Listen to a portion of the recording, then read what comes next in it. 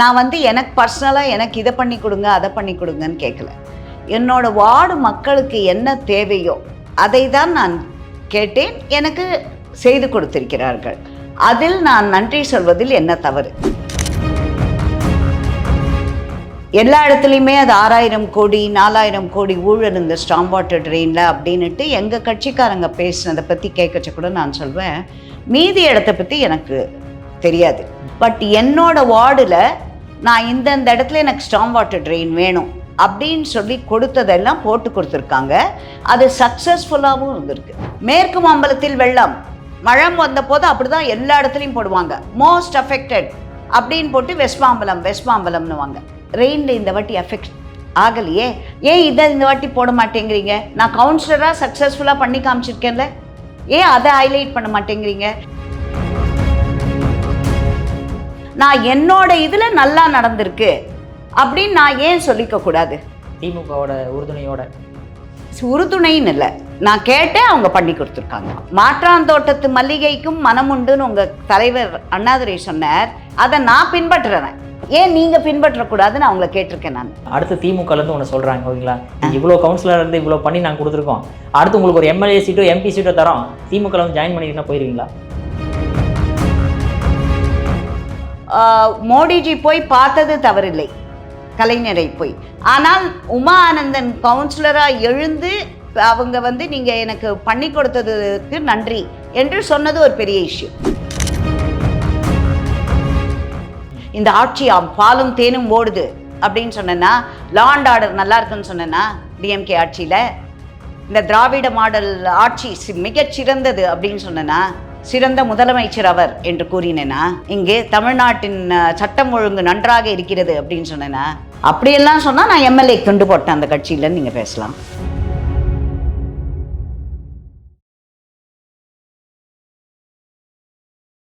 இளையபாரத நேயர்களுக்கு வணக்கம். இன்றைக்கி நம்ம நேர்களில் நம்ம சிறப்பு விருந்தினர் பாஜகவின் சிங்கப்பெண், பாஜகவில் சென்னை மாமன்றத்தில் ஒரே ஒரு உறுப்பினரான உமானந்த மேம் அவர்கள் தான். மேம் வணக்கம். வணக்கம் மேம். நேற்றுக்கு நீங்கள் ஒரு ப்ரெஸ் மீட் கொடுத்துருந்தீங்க, அதுவும் இல்லாமல் மாமன்றத்துலேயே ஒரு விஷயத்தை பேசியிருந்தீங்க, அது சுயநினைவோடு தான் பேசப்பட்ட விஷயமா? கண்டிப்பாக சுயநினைவு தான். எனக்கு ஒன்று தான், அதில் வந்து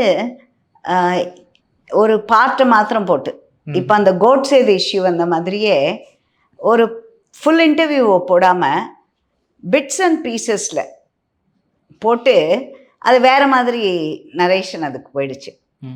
இப்போ நான் மாமன்றத்தில் என்னோட டேர்ன் நேத்தி வந்தப்போ நான் சொன்னது, உமா ஆனந்தன் என்னும் நான் இந்த 134வது வட்ட மாமன்ற உறுப்பினராக தேர்ந்தெடுக்கப்பட்டு இதோட 4 வருஷம் முடியுது. இன்னொரு 1 வருஷம்தான் இருக்குது எனக்கு. இந்த 4 வருஷத்தில் நான் மக்களுக்கு 134வது வட்ட மக்களுக்கு நான் எலெக்ஷன் போது என்ன வாக்குறுதி கொடுத்தேனோ அதில் 80% நான் முடிச்சிட்டேன். இன்னொரு 20% பாக்கி இருக்குது. அந்த 20% என்னென்ன அதையும் முடிச்சு கொடுத்துட்டீங்கன்னா நான் கொஞ்சம் சந்தோஷமாக இருப்பேன் அப்படின்னு சொல்லி நான் ஆரம்பித்தேன். அண்டு ஒன்று வந்து ஒத்துக்கொள்ளப்பட வேண்டிய விஷயம், யாராக இருந்தாலும் நான் அதை தைரியமாக கூறுவேன். எனக்கு திராவிட முன்னேற்ற கழகத்தோட கோஆப்ரேஷன் ஒத்துழைப்பு அந்த ஜோன்லேயும் சரி, மாமன்றத்தில் கமிஷனராக இருக்கட்டும், மேயர் டெப்டி மேயராக இருக்கட்டும், அவர்களுடைய ஒத்துழைப்பு இருந்ததினால்தான் என்னுடைய கோரிக்கைகள், நான் வந்து எனக்கு பர்சனலாக எனக்கு இதை பண்ணி கொடுங்க அதை பண்ணி கொடுங்கன்னு கேட்கல. என்னோட வார்டு மக்களுக்கு என்ன தேவையோ அதை தான் நான் கேட்டேன். எனக்கு செய்து கொடுத்திருக்கிறார்கள். அதில் நான் நன்றி சொல்வதில் என்ன தவறு? ஃபஸ்ட்டு. அதே மாதிரி நான் முன்னையும் ஒரு வாட்டி பேசியிருக்கேன் இந்த மாதிரி. நான் வந்து இது முதல் தடவை இல்லை, திமுகவை நான் வந்து புகழ்ந்து பேசுவது, அந்த திமுக கட்சியை நான் புகழ்ந்து பேசவில்லை. எனக்கு ஜோனில் இருக்கிற டிஎம்கே கவுன்சிலர்ஸ், டெப்புட்டி மேயர், அந்த நிலைக்குழு நியமனக்குழு தலைவர்கள் சில பேர், அதில் சிலதெல்லாம் அமைச்சர் நேருவோ அமைச்சர் மா சுப்பிரமணியமோ இல்லை சீஃப் மினிஸ்டரோ, அவர்களுக்கெல்லாம் அவங்களோட ஒத்துழைப்பும் இருந்ததினால்தான் எனக்கு நடந்திருக்கிறது. நான் இதை சிலது வெளில சொல்ல விரும்பலை. சில கவுன்சிலர்ஸ்க்கு அவங்க கேட்டது நடக்காமே இருந்திருக்கு, அவங்க கட்சியை சார்ந்தவங்களே. ஏன்னா ஜோன் மீட்டிங்கில் அதை பற்றி அவங்க கேட்டுக்கிட்டு இருப்பாங்க. சில கவுன்சிலர்லாம் அப்போ கேட்டேன், நான் கேட்டு 1 வருஷம் ஆச்சு, 2 வருஷம் ஆச்சு, எனக்கு முடிச்சு கொடுக்கல அப்படின்னுட்டு பேசுவாங்க. நேக்கு அந்த மாதிரி மெயினாக நான் வந்து அதையும் நான் அன்றைக்கி நேத்தி மாமன்றத்தை பேசினேன். எனக்கு வந்து அந்த மழைநீர் வடிகால் கிட்டத்தட்ட ஸ்டேஷன் ரோடும் கோட் ஆஃப் கான்டக்ட் வந்துட போகிறதேன்னு புஷ் பண்ணி லேக்வியூ ரோடு ஆரம்பிச்சிட்டேன். போன மாதம் பூஜையை போட்டு 15-20 நாள் முன்னாடி பூஜை ஆரம்பித்தாச்சு. நான் முன்ன சொன்ன மாதிரியே என்னோடது மேஜர் ஏரியா ஸ்டாம் வாட்டர் ட்ரெயின் வேலை முடிஞ்செடுத்து பூஜை போட்டு ஆரம்பிச்சிட்டேன். எல்லா இடத்துலையுமே அது 6000 கோடி 4000 கோடி ஊழல் இந்த ஸ்டாம் வாட்டர் ட்ரெயினில் அப்படின்னுட்டு எங்கள் கட்சிக்காரங்க பேசினதை பற்றி கேட்கச்ச கூட நான் சொல்வேன், மீதி இடத்த பற்றி எனக்கு தெரியாது, நான் போனதில்லை, என்ன நடந்தது என்னன்னு தெரியாது. பட் என்னோட வார்டில் நான் இந்தந்த இடத்துல எனக்கு ஸ்டாம் வாட்டர் ட்ரெயின் வேணும் அப்படின்னு சொல்லி கொடுத்ததெல்லாம் போட்டு கொடுத்துருக்காங்க. அது சக்ஸஸ்ஃபுல்லாகவும் இருந்திருக்கு. முதல் வருஷம் நான் ஜெயிச்ச வருஷம் போஸ்டல் காலனி ஆரியகோடா ரோட் போட்டோம். அந்த வருஷம் நல்ல மழை. அந்த 2 ரோடுலேயுமே மழை நீர் சுத்தமாக நிற்கல, ஒரு சொட்டு கூட நிற்கல, வீட்டுக்குள்ளெல்லாம் பூந்துருந்தது அங்கேயே. அடுத்தது நான் தம்பையார் ரோடுன்ற இடத்துல போட்டேன். சின்ன சின்ன ரோடு ஒரு 4-5 இடத்துலலாம் போட்டோம் நாங்கள். அடுத்த மழையும் போது அங்கே தண்ணி நிற்கலை. அடுத்து இப்போ போன வாட்டி நான் ஸ்டேஷன் ரோட்டில் போட்டு முடிச்சிட்டேன், அந்த மேட்லி சப்வே. நான் இதை நிறைய வாட்டி சொல்லியிருக்கேன். மேட்லி சப்வேல நீங்கள் போன வருஷம் வரைக்கும் பார்த்தீங்கன்னா குத்தால அருவி மாதிரி கொட்டிக்கிட்டே இருக்கும். ஃபுல் மேட்லி ரோடை க்ளோஸ் பண்ணுவாங்க, ஃபஸ்ட்டு அந்த சப்வே தான் க்ளோஸ் பண்ணுவாங்க தண்ணி வந்திருக்குன்னு. இந்த முறை ஒரு சொட்டு தண்ணி நிற்கலை, அந்த மாதிரி அருவி மாதிரி கொட்டுறதெல்லாம் நடக்கலை. அங்கே பக்கத்தில் இருந்த PRP street, first street, second, எந்த இடத்துலையுமே தண்ணி நிற்கலை. அந்த ரோட்டில் நீங்கள் இன்றைக்கி போனால் கூட திருச்செந்தூர் ஃப்ளாட்ஸ்னு இருக்குது. ஃபுல் 60 வீட்டில் ஒரு 5 வீட்லேயோ 6 வீட்லேயே தான் மக்கள் வசிக்கிறாங்க, மீதியெல்லாம் க்ளோஸ்டாக இருக்கும். ஏன்னா 2015 தண்ணி போந்தது பாதி இடத்துல, இன்றைக்கி கூட அதுக்கு. ஆனால் இந்த முறை அங்கே தண்ணி உள்ளேயே போகலை. ஓகே, எங்கேயுமே. இப்போ நீங்கள் வந்து இப்போ ட்ரெயின் வாட்டர் ஸ்டோரேஜ், அதாவது மழைநீர் வடிகளை பற்றி இப்போ நீங்கள் சொல்கிறீங்க, எல்லாமே எரிஞ்சிட்டு அப்படின்ட்டு. இந்த விஷயத்தை நீங்கள் வெளியே சொல்லும் பொழுது ஓகேங்களா, அது எப்படி அங்கே போற்றி ஆகுது அப்படின்னா, திமுக ஆட்சியில் பாஜக ஒரு கவுன்சிலர் தொகுதியில் அவங்க வந்து ஒரு சொட்டு தண்ணி நிற்கலை அப்படின்றாங்க. நீங்கள் ஏன்டா போய் பிரச்சாரம் பண்ணிக்கிட்டு இருக்கீங்க அப்படின்ற மாதிரி எல்லாமே மற்ற சைடெலாம் போற்றி ஆக ஆரம்பிக்குது. நான் என்னோடதுக்கு தானே நான் சொல்ல முடியும். நீங்கள் சொல்கிறது அப்படி போற்றி ஆகும்போது அப்போ நான் ஒன்று கேட்குறேன். நான் நியூஸ் பேப்பர்லேயே மேற்கு மாம்பலத்தில் வெள்ளம், மழை வந்த போது அப்படிதான் எல்லா இடத்துலையும் போடுவாங்க, மோஸ்ட் அஃபெக்டட் அப்படின்னு போட்டு வெஸ்ட் மாம்பலம்னுவாங்க, மோஸ்ட் அஃபெக்டட் ஏரியா ரெயினில். பட் ரெயினில் இந்த வாட்டி அஃபெக்ட் ஆகலையே. நான் டைம்ஸ் ஆஃப் இந்தியா தினமலரில் கேட்டேன், ஏன் இதை இந்த வாட்டி போட மாட்டேங்கிறீங்க? நான் கவுன்சிலராக சக்ஸஸ்ஃபுல்லாக பண்ணி காமிச்சிருக்கேன்ல, ஏன் அதை ஹைலைட் பண்ண மாட்டேங்கிறீங்க? எனக்கு ஏன் அந்த கர்வம் இருக்கக்கூடாது? என்னோட ஏரியாவில் நான் பண்ணி காமிச்சிருக்கேன் அப்படின்னுட்டு. ஏன்னா எங்கிட்ட பொதுமக்கள் கேட்டதெல்லாம் நான் எலெக்ஷன் கேம்பெயின் போகும்பொழுது அவங்க வந்து வானம் கருத்தெடுத்துனாலே பயப்படுவாங்க. அவங்க அந்த மாதிரி இருந்த மக்களுக்கு இன்றைக்கு வீட்டுக்குள்ளே தண்ணி போகல. நீங்கள் அந்த வெஸ்ட்மாம்பலம் குரூப்பில் போனால் கூட நிறைய பேர் போட்டிருக்காங்களே இந்த வாட்டி வரலன்னுட்டு. இப்போது நான் என்னோட இதில் நல்லா நடந்திருக்கு அப்படின்னு நான் ஏன் சொல்லிக்கக்கூடாது? திமுகவோட உறுதுணைன்னு இல்லை, நான் கேட்டேன், அவங்க பண்ணி கொடுத்துருக்காங்க. அதுதான் கேள்வி. ஒத்துழைப்புன்னு வீடியோவில் சொல்லியிருக்கீங்க, அதாவது திமுக இருக்கக்கூடிய கவுன்சிலர்ஸ்க்கே நடக்க மாட்டேங்குது அப்படின்ட்டு. அது என்ன உமானந்த் அவர்களுக்கு மட்டும் ஒரு கரிசனம் திமுக சைட்லேருந்து? அதுதான் எனக்கு நான் என்ன சொல்ல வரேன்னா, நான் வந்து நீங்கள் அந்த வார்டு இதுலலாம் போனீங்கன்னா அவங்க ஒவ்வொருத்தரும் ஒரு 10 ப்ராஜெக்ட் 12 ஒவ்வொரு வார்டு மீட்டிங்லேயும் போடுவாங்க, ஜாஸ்தி இருக்கும். நான் வந்து அவ்வளோ போடவே மாட்டேன். நான் ரியலிஸ்டிக்காக எனக்கு என்ன ரொம்ப முக்கியமான தேவையோ அதை தான் போடுவேன். நான் என்னோடது ரொம்ப கம்மியாக தான் இருக்கும் நான் போடுறதெல்லாம். ஒரு 4 ப்ராஜெக்ட் 3 ப்ராஜெக்ட் அப்படி தான் போடுவேன். சில வாட்டி ஒரு ப்ராஜெக்ட் கூட இருக்காது என்னோடது வார்டு மீட்டிங்கில். ஸோ அதனால் எனக்கு என்னென்னா, இப்போ நாங்கள் வந்து இதை ஒரு உதாரணமாக எடுத்துக்கணும்னு நான் சொல்லியிருக்கேன் டிஎம்கே கிட்ட. அவங்க என்னை மன்ற கூட்டத்தையே நான் சொல்லியிருக்கேன், மாற்றாந்தோட்டத்து மல்லிகைக்கும் மனமுண்டுன்னு உங்கள் தலைவர் அண்ணாதுரை சொன்னார், அதை நான் பின்பற்றுறேன், ஏன் நீங்கள் பின்பற்றக்கூடாதுன்னு அவங்கள கேட்டிருக்கேன் நான். இப்போ மத்திய அரசை எல்லாத்துக்கும் குறை சொல்கிறீங்க, எங்களுக்கு இது பண்ணலை அது பண்ணலைன்னு. எவ்வளவு முறை நாங்கள் சொல்வது, உங்களுக்கு இதுலேருந்து இவ்வளோ பணம் வந்திருக்கு, இதுலேருந்து இவ்வளோ பணம் வந்திருக்கு இந்த ப்ராஜெக்ட்டுக்கு, நீங்கள் அதை என்ன பண்ணீங்க அப்படின்னு நானே கேட்டிருக்கேன். இப்போ நிர்பயா ஸ்கீம் நானே கேட்டிருக்கேன், டிரான்ஸ்பரண்ட்டாக அதுக்கு சொல்லுங்கள் அப்படிங்க. நேற்று நான் மீட்டிங்கில் கேட்டேன், சாலையோர வியாபாரிகளுக்கு மத்திய அரசுகிட்டே நிதி வருது. எவ்வளவு நிதி வந்திருக்கிறது? அதை டிரான்ஸ்பரண்ட்டாக சொல்லுங்க அப்படின்னு நேத்தியும் நான் கேட்டேன் நான். ஸோ இப்போ அவங்க வந்து பார்லிமெண்ட்டில் ஜிஎஸ்டியில் எங்களுக்கு கொடுக்கல மேடம் அப்படின்னு ஃபைனான்ஸ் மினிஸ்டரை இது பண்ணுவாங்க. எல்லாத்துக்குமே குறை கண்டுபிடிப்பாங்க மத்திய அமைச்சகத்தில். அவங்க கேள்வியை கேட்டுட்டு ஓடிடுவாங்க பார்லிமெண்ட்லேருந்து. அவங்க பதில் சொல்கிறது கூட வெயிட் பண்ண மாட்டாங்க அவங்க. நான் அதையும் சொல்லி காமிச்சிருக்கேன். நாங்கள் வந்து எங்ககிட்ட நீங்கள் கேள்வி கேட்குறீங்க, ஆனால் வெளியே வந்து என்ன பிரச்சாரம் பண்ணுறீங்க, மத்திய அரசு உங்களுக்கு ஒன்றுமே பண்ணலை அப்படின்னு. அவங்க கார்ப்பரேஷன் மீட்டிங்கில் இதை பற்றி யாராவது ஒரு மெம்பர் எழுந்தால் கூட நான் எழுந்து அப்ஜெக்ட் பண்ணுவேன். அங்கே இந்த மாதிரி ஏன் சொல்கிறீங்க, இவ்வளோ வந்திருக்கு, உண்மையை சொல்லுங்க, டிரான்ஸ்பரன்சி இருக்கணும் அப்படின்னு சொல்லி நான் கேட்பேன்.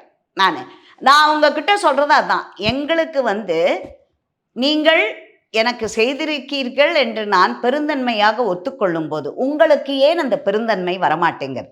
மத்திய அரசு எங்களுக்கு இவ்வளவு கொடுத்திருக்கிறார்கள், இது செய்திருக்கிறார். ஒரு சின்ன விஷயம் நான் சண்டை போடுவேன் உங்ககிட்ட. 2 ரேஷன் கடையில் வர அரிசி பருப்பெல்லாம் மத்திய அரசுக்கிட்டேருந்து வருது. மோடி படத்தை வச்சா என்ன அவங்க அதில்? நான் அதை கேட்டிருக்கேன். இப்போ நான் வைக்க போகிறேன், என்னோட வார்டில் இருக்கிற ரேஷன் கடையில் எல்லாம் நான் வைக்க போகிறேன் மோடி படத்தை நான். அதே மாதிரி ஹெல்த் இதில் ஐசிடிஎஸ் ஸ்கீமில் எல்லாருக்கும் மத்திய அரசுக்கிட்டேருந்து வந்திருக்கு. எக்ஸ்பெக்டன்ட் மதர்ஸ், லாக்டேட்டிங் மதர்ஸ், அந்த மாதிரி அவங்க எல்லாருக்குமே, சின்ன குழந்தைங்களுக்கு நியூட்ரிஷியஸ் ஃபுட் எல்லாமே அவங்க மத்திய அரசுலேருந்து வந்துட்டுருக்கு. ஆனால் இவங்க அதை கொடுக்குற மாதிரி ஏன் அதை ஒத்துக்க மாட்டேங்கிறீங்க? ஐசிடிஎஸ் ஸ்கீமில் உங்களுக்கு எவ்வளவு வந்திருக்கு அப்படின்ட்டு. இன்னொன்று நான் இப்போ சொல்கிறேன், நேற்று நான் எழுந்து பேசினப்போ அவங்கக்கிட்ட ஒரு 4 கொஸ்டின் கேட்டேன், 4 5 0 வரல.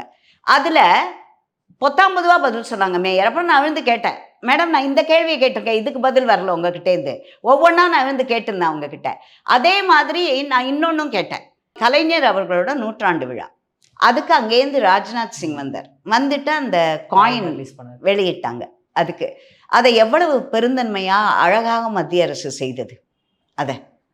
நான் அதையும் சொன்னேன், இதை பார்த்து நீங்கள் கற்றுக்கணும் இந்த நான் அப்போ கேட்டேன், நான் வந்து உங்ககிட்ட 2 வருஷம் முன்னாடி ஒரு ரோட், ஜிஎஸ்டி ரோட், அந்த தங்க நாற்காலி சாலை, அதை போட்டவர் எங்கள் அட்டல்ஜி. எங்களுக்கு அதை ஒரு பாட்டில் ஜிஎஸ்டி ரோட்டில் அவர் பேரை வைங்க, அட்டல்ஜி பேரை. எங்கே அது அவங்க வேகா இருக்குன்னு கேட்டாங்க. நான் அதுக்கும் லெட்டர் எழுதி கொடுத்தேன். இந்த இதுலேருந்து கத்திப்பாராலேருந்து மதுராந்தகம் வரைக்குமோ செங்கல்பட்டு வரைக்குமோ அதை அட்டல்ஜி ரோடுன்னு வைங்க அதை அப்படின்னு எழுதி கொடுத்துருக்கேன். முதலமைச்சரை போய் பார்த்து அவரிடம் கேட்டு அவரோட பிஏ கிட்ட கொடுத்து, அவர் பிஏ வந்து நீங்கள் mass secretary municipal administration mister Karthikeyan IAS, அமைச்சர் நேரு அவர்களின் கீழ் வருது, அங்கே போய் கொடுங்கன்னு அப்பாயின்மெண்ட் வாங்கி கொடுத்தாங்க எனக்கு. நான் போய் அவர்கிட்டையும் கொடுத்துட்டு வந்திருக்கேன். அந்த லெட்டரை கொடுத்து 2 வருஷம் ஆச்சு.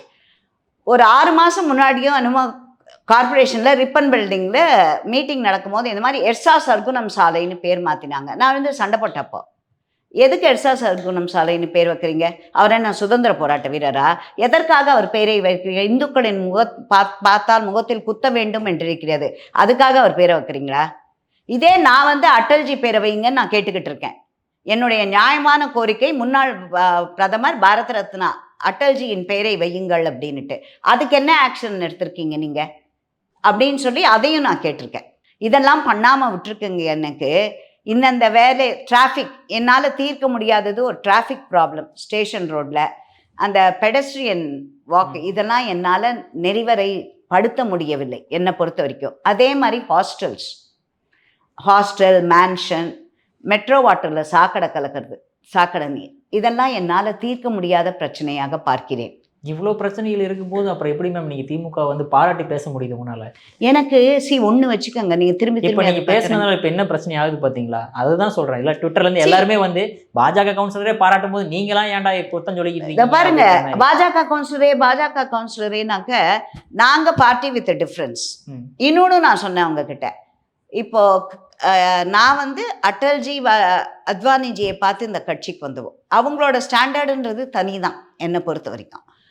அடுத்தது மோடிஜி அவர்கள், கலைஞர் அவர்கள் உடம்பு சரியில்லாமல் இருந்தபோது அவரை வந்து பார்த்து கோபாலபுரம் வீட்டில் என்னுடைய வீட்டிற்கு வந்து நியூ டெல்லியில் தங்குங்க அப்படின்னு சொன்னவர் மோடிஜி. அப்படிப்பட்ட பரந்த மனப்பான்மை உள்ளவர்கள் என்னுடைய கட்சியில் இருப்பவர்கள். அதில் நான் அதை வச்சு தான் எனக்கு செஞ்சுருக்கீங்க, தேங்க்ஸ் சொல்கிறேன் நான். அதே மோடி அவர்கள் தான் இங்கே வந்து திமுக வந்து ஒரு எலெக்ஷன் கேம்பெயினுக்கு வரைச்சா பேசுறது வேற. இதில் நான் வந்து என்னோட 4 வருஷ கம்ப்ளீஷனை பற்றி பேசினேன். இன்னொரு 1 வருஷம்தான் எனக்கு இருக்குது இந்த கவுன்சிலர் இதில். அந்த 1 வருஷத்துக்குள்ளே நான் முடிக்க வேண்டியது. என்னை பொறுத்த வரைக்கும் எனக்கு இதை எல்கே அத்வானி நகர், அட்டல்ஜி ரோடு அந்த மாதிரி ஒரு பேர் வச்சுட்டாங்கன்னா என்னை பொறுத்த வரைக்கும் நான் பாஜக கவுன்சிலராக ஒரே ஆளாக இருந்ததற்கு அதுதான் எனக்கு மகுடம் வைத்தது. ஸ்டாலின் அவர்கள் சொன்ன மாதிரி 4 வருஷம் நான் அந்த சாதனை பண்ணிட்டேன், இப்போ நிறைவடைய போகுது அப்படின்ற மாதிரிங்களா? இதுதான் சாதனை எனக்கு, என்னை பொறுத்த வரைக்கும். அத்வானி நகர் என்று ஒன்று சென்னையில். ஓகே மேம், அதையும் வச்சு கொடுத்துட்றாங்க ஓகேங்களா. அடுத்து திமுகலேருந்து ஒன்று சொல்கிறாங்க ஓகேங்களா, இவ்வளோ கவுன்சிலர் இருந்து இவ்வளோ பண்ணி நாங்கள் கொடுத்துருக்கோம், அடுத்து உங்களுக்கு ஒரு எம்எல்ஏ சீட்டோ எம்பி சீட்டோ தரோம், திமுக வந்து ஜாயின் பண்ணிங்கன்னா போயிருவீங்களா? நிச்சயமாக முடியாது. என்னோட கொள்கையும் அவங்க கொள்கையும் ஒத்தே போக முடியாத ஒரு கொள்கை. நான் நேத்தி சொன்ன மாதிரி தான், எனக்கு அந்த முதல்வரின் குடும்பம் ரொம்ப வருஷ பழக்கம். எனக்கு அப்படி போகணும்னா நான் அப்பவே போயிருப்பேனே. எனக்கு 40 ஆண்டு கால இதை விட்டுட்டு இப்போ நான் போகணுமா? நான் நிச்சயமாக ஜெல்லாது. அதே என்னுடைய கொள்கை. எனக்கு என்னுடைய ராமரும் நடராஜனும் என்னுடைய அரங்கனும் அவங்களெல்லாம் தூஷிக்கிறவங்கள வச்சு நான் எப்படி அவங்களோட இருக்க முடியும்? எவ்வளோ நாள் தான் கவுன்சிலராகவே இருப்பீங்க? பரவாயில்ல, அது என்ன இவ்வளோ நாள் நான் கட்சியில் இருந்திருக்கேன். நான் பாஜகவில் 92 அத்வானி அவர்கள் சொல்லி பைரான் சிங் ஷெகாவத் முன்னாடி போய் நான் ஜெய்ப்பூரில் இந்த கட்சியில் சேர்ந்துவோம். நான் இது வரைக்கும் நீங்கள் எனக்கு கவுன்சிலர் ஆகிறதுக்கு முன்னாடி உமா ஆனந்தனை பற்றி யாருக்காவது தெரியுமா? பிஜேபியில் யாருக்காவது தெரியுமா? தெரியாது. நான் அவ்வளவு ஆண்டு காலம் கட்சியில் எனக்கு எந்த வித பதவி அங்கீகாரம் அப்படியெல்லாம் எதுவுமே கொடுத்ததில்லை எனக்கு. ஆனால் தொடர்ந்து 92லேருந்து இங்கே தான் இருக்கேன் நான் அதில். ஸோ இப்போ என்னுடைய ஃபேக் எண்ட் ஆஃப் லைஃப்பில் ஃபஸ்ட்டு என்னால் போய் டிஎம்கே மேடையில் உட்கார முடியுமா? கண்டிப்பாக என்னால் உட்கார முடியாது, என்னால் அங்கே. ஸோ இதெல்லாம் தான் கொஞ்சம் ஒரு விளக்கம். இப்போது மோடிஜி போய் பார்த்தது தவறில்லை, கலைஞரை போய். ஆனால் உமா ஆனந்தன் கவுன்சிலராக எழுந்து அவங்க வந்து நீங்கள் எனக்கு பண்ணி கொடுத்ததுக்கு நன்றி என்று சொன்னது ஒரு பெரிய இஷ்யூ. அவங்க வந்து பார்ட் பை பார்ட் தானே போட்டாங்க, நான் ஃபுல்லாக பேசினதை போட்டாங்களா? எல்லா நியூஸ் கார்டுமே சொல்கிறது என்னென்னா திமுக ஆட்சியை பாராட்டி பேசிய பாஜக கவுன்சிலர் உமானந்தன்ற கார்டு மட்டும் தான் போடுறாங்க. நான் வந்து திமுக ஆட்சின்னு சொன்னேன், நான் பாராட்டி. நான் என்ன சொன்னேன்? எனக்கு ஒத்துழைத்ததற்கு நன்றி, என்னுடைய பகுதி வாழ் மக்களுக்கு நான் கொடுத்த வாக்குறுதிகளை நிறைவேற்ற எனக்கு ஒத்துழைத்ததற்கு நன்றி. இந்த ஆட்சி பாலும் தேனும் ஓடுது அப்படின்னு சொன்னேன்னா, லா அண்ட் ஆர்டர் நல்லா இருக்குன்னு சொன்னேன்னா, டிஎம்கே ஆட்சியில் இந்த திராவிட மாடல் ஆட்சி மிகச்சிறந்தது அப்படின்னு சொன்னேன்னா, நான் சிறந்த முதலமைச்சர் அவர் என்று கூறினேனா? இங்கே தமிழ்நாட்டின் சட்டம் ஒழுங்கு நன்றாக இருக்கிறது அப்படின்னு சொன்னேன்னா? நான் என்னோட வார்டுக்கு என்ன கேட்டேனோ அதை பண்ணி கொடுத்துருக்கீங்க. அதில் என் மக்களுக்காக நான் கேட்டது. அதில் இன்றைக்கு மேற்கு மாங்கலம் பகுதி வாழ் மக்களிடம் நீங்கள் கேளுங்கள், அவங்களுக்கு இருக்கிற கான்ஃபிடென்ஸ் தண்ணி வராது. ஒரு வேலைக்கு நான் இன்னைக்கு கேட்டேன்னா அதை 1 வீக்கில் அவங்க அப்ரூவ் பண்ணுறாங்கன்றது கிடையாது. நான் அதை வார்ட் கமிட்டியில் வச்சு பாஸ் ஆகி அங்கே போய் இந்த மாதிரி 200 வார்டு தான் அங்கே வரும். 200 வார்டுலேயும் அவங்க ப்ரையாரிட்டைஸ் பண்ணி எப்படின்னுட்டு டெண்டர் கால் ஃபார் பண்ணி அவங்க பண்ணணும். இந்த மாதிரி இவ்வளோ ப்ரொசீஜரில் எனக்கு நான் கேட்ட postal colony, Aryagowda road, Thambiah road, Madley subway, PRP first street, இந்த மாதிரியெல்லாம் எனக்கு பண்ணி கொடுத்துருக்காங்க அவங்க. லேக் வியூ ரோடும் இருந்தது. அதில் ஒவ்வொன்றா தான் பண்ணோம். ஒரேடியாக எல்லாத்தையும் நான் ஒரே வருஷத்தில் கொடுக்கல, ஸ்டெப் பை ஸ்டெப் தான் நான் கொடுத்தேன். ஃபஸ்ட்டு வருஷம் போஸ்டல் காலனி, ஆரியகவுடா ரோடு, அதுக்கப்புறம் தம்பையார், அந்த மாதிரி வரிசையாக கொடுத்தேன். லேக் வியூ ரோடு நான் கொடுத்து லேட் ஆச்சு. ஒரு மாட்டி மாமன்ற கூட்டத்திலேயே நான் இதை கேட்டேன், இதே மாதிரி எனக்கு லேக் வியூ ரோடு நான் கேட்டுக்கிட்டே இருக்கேன், நீங்கள் இன்னும் டெண்டர் கால் ஃபார் பண்ணலை, சீக்கிரம் முடிச்சு கொடுங்க, எனக்கு மழைக்கு முன்னாடி அதை முடிச்சு கொடுங்க அப்படின்ட்டு போன வருஷமே. அப்பொழுது டெப்யூட்டி மேயர் மிஸ்டர் மகேஷ் நான் பேசச்சே எழுந்து அந்த ஆர்டிசி ஒர்க்ஸ் கிட்ட சொல்கிறார், அம்மாவோட வார்டில் அது ரொம்ப பேட்லி அஃபெக்டட் ஏரியா, அது நானே நேரில் பார்த்துருக்கேன், நான் அம்மாவுக்கு அதை முடிச்சு கொடுங்க சீக்கிரம் அம்மா அதை அப்படின்னு சொன்னார். அதனால் மிஸ்டர் மகேஷ் என்ன பிஜேபிக்கு தாவிட்டாரா? அவர் எனக்கு சப்போர்ட் பண்ணதுனால பிஜேபி இதுவாயிடுவார் அவர். திமுக இருக்கீங்கன்னா அப்போ நல்லவங்க தானே மேம் அவங்கலாம். ஆ திமுக இருக்கீங்கன்னா அப்போ நல்லவங்க தானே மேம், இவ்வளோ நல்லதெல்லாம் பண்ணுறாங்க. அதுதான் நான் சொல்ல வரேன். மகேஷோட கொள்கை ஐடியாலஜி வேற இருக்கலாம் மிஸ்டர் மகேஷ்து. பட் தனிப்பட்ட முறையில் டெப்புட்டி மேயராக அவர் எப்படி இருக்கிறார், அதுதான் நான் அவர் சார்ந்த கட்சிக்கு அவரோடது அது வேற. இப்போ நான் நேத்தி கொடுக்கச்ச கூட Zone 10 பற்றி பேசினேன். நான் Zone 10 கீழே வரேன். அங்கே அதோட சேர்மன் மிஸ்டர் கிருஷ்ணமூர்த்தி. அதில் நீங்கள் இப்போ சொல்கிறீங்க, நான் சில வாட்டி கோபமாக எழுந்து சத்தம் போடுவேன் அங்கெல்லாம். அப்போ கூட அவருக்கு கோபம் வருது, நான் எழுந்து சத்தம் போடுச்சேன். அவங்க ஆஃபீஸர்ஸ் கிட்டலாம் சொல்வார், ஏன்பா அம்மாவை இப்படி கோபப்பட வைக்கிறீங்க, என்ன கேட்குறாங்க பண்ணி கொடுங்களேன் அப்படிம்பர். அது அவர் எல்லாருமே அப்படி தான் ஆஃபீஸ். இப்போது நான் எழுந்து கேட்கச்சே சில வாட்டி பயப்படுவாங்க அவங்க. இப்போ நான் நேத்தி வந்து அந்த மேன்ஷன் அதெல்லாம் வரையறுப்படுத்தலை அப்படின்னு கேட்டேன் நான் என்னோடதுல. அதை பற்றி இதை முடிச்சு கொடுக்க மாட்டேங்கிறீங்க, இது 4 வருஷமாக நான் கேட்டுக்கிட்டு இருக்கேன் அப்படின்னுட்டு. அதுக்கப்புறம் என் ஜோனல் ஆஃபீஸர் சொன்னார், அவரும் இல்லை மேடம் நாங்கள் நோட்டீஸ் கொடுத்து இது பண்ணுறோம் மேடம் அப்படின்னார். அதே மாதிரி நான் கேட்டேன், அதுக்கு ஒரு லைசன்ஸே இல்லாமல் இயங்குது சிலதெல்லாம், அதை போய் மூடணும்னு நானும் லைசன்ஸ் ஆஃபீஸரும் போகச்ச சோஷியல் வெல்ஃபேர் போர்ட்லேன்னு ஃபோன் வந்துச்சு, நீங்கள் போகாதீங்க நாங்கள் பார்த்துப்போம் அப்படின்னுட்டு. நான் நேத்தி அதையும் கேட்டேன் 0 ஹவரில். அப்போ எதுக்காக நாங்கள் கவுன்சிலரிங்க லைசன்ஸ் கொடுக்கறது ஒருத்தர், பொதுமக்கள் வந்து புகார் கொடுக்கறது எங்ககிட்ட, நாங்களா லைசன்ஸ் கொடுக்குறோம் ஹாஸ்டலுக்கும் அதுக்கும். அப்போ சோஷியல் வெல்ஃபேர் போர்டு தான் கொடுக்கோன்னா அவங்கள ஒரு பிரான்ச் ஆஃபீஸ் ஓப்பன் பண்ண சொல்லுங்கள், வர பொதுமக்களை நாங்கள் அங்கே அனுப்புகிறோம், எங்ககிட்ட வந்து கேட்காதீங்க அப்படின்னுட்டு. இதையும் நான் பேசுனேனே இதையும். ஸோ நான் என்னமோ திமுக வந்து வெறும் ப்ரைஸ் பண்ணுறதுக்காக மாத்திரம் பார்த்தேன் அப்படிங்கிறது ஒரு தப்பான கண்ணோட்டம். மேம் நீங்கள் இவ்வளோ பாஜகவுக்காக வந்து ஆரம்பத்தில் 1992 மிகப்பெரிய ஒர்க்கெல்லாம் பண்ணியிருக்கீங்க, களத்தில் இறங்கி போராட்டம் பண்ணியிருக்கீங்க, போலீஸோட மல்லு கட்டினதான் அதிகமாக பார்க்க முடியும் சரிங்களா, அந்த அளவுக்கு இறங்கி களப்பணி செஞ்சுருக்கீங்க பாஜகவில். ஆனால் இன்ன வரைக்கும் மிகப்பெரிய ஒரு அங்கீகாரம் கொடுக்கலையே மேம் பாஜகவில். இதே நீங்கள் திமுகவில் இருந்தீங்கன்னா நீங்கள் மினிஸ்டர் ஆகி நேரம் நீங்கள் வந்து வேறு லெவலில் இருந்திருப்பீங்களே. இப்போ நீங்கள் அதை தான் நான் திருப்பி போடணும். இப்போது அங்கீகாரம் இல்லாதப்பவும் நான் இந்த கட்சியில் தான் இருந்திருக்கேன்.